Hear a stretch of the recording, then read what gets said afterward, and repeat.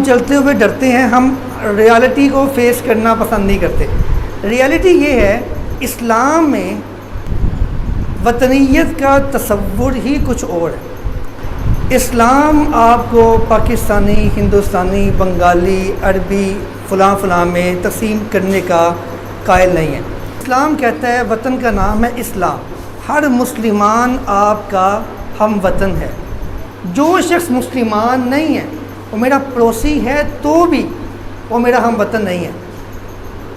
جو مسلمان ہے وہ چاہے فلسطین میں رہتا ہے، کشمیر میں ہے، بنگال میں ہے، آئرلینڈ میں ہے، جی جہاں بھی وہ میرا ہم وطن ہے۔ یہ اسلام کا تصور ہے۔ اسلام کا اس نے کہا پاکستان وہ واحد بے زبان ملک ہے جس کے قومی ترانہ بھی قومی زبان میں نہیں ہے۔ میں نے اکثر یہ کہتا ہوں کہ ہم آزادی کرتے ہم پتہ نہیں کہاں دور تک نکل جاتے ہیں۔ تھوڑا سا واپس آئیے اور تھوڑا سا سوچئے، اپنے آپ کو کہیں رکھیں۔ تو میں نے ایک کتاب پڑھی تھی آج سے 6 سال پہلے۔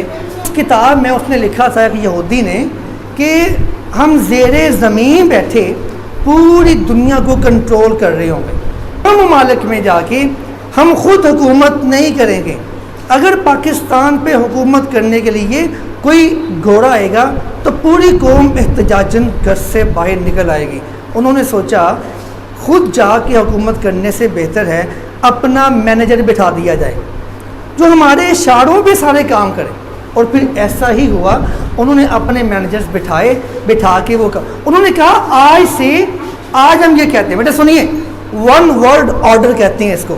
انہوں نے کہا ایک وقت ایسا آئے گا زمین کے ہر ملک پہ حکمران ہم یہودی ہوں گے، لیکن وہاں بیٹھا ہوا پرائم منسٹر، پریزیڈنٹ وہ سوچے گا میں حکمران ہوں، جبکہ ایسا نہیں ہوگا۔ وہ ہمارے اشاروں پہ سارے کام کرے گا اور وہ ہمارا ایک مینیجر ہوگا۔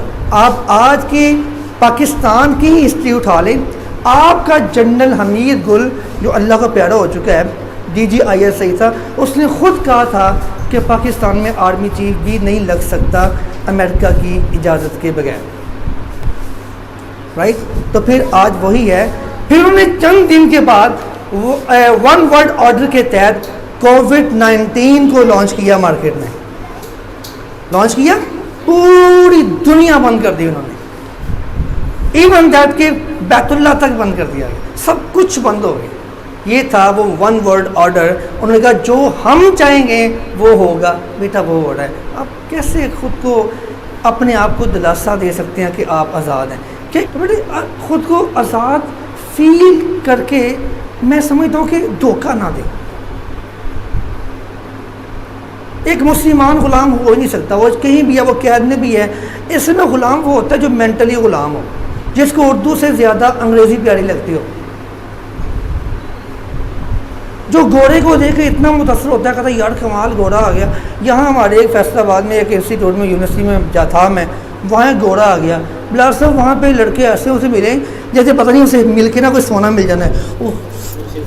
اللہ کی قسم میں حیران ہو گیا، میں کتنی یہ مینٹلی غلام اور پاگل ہو گئی یار۔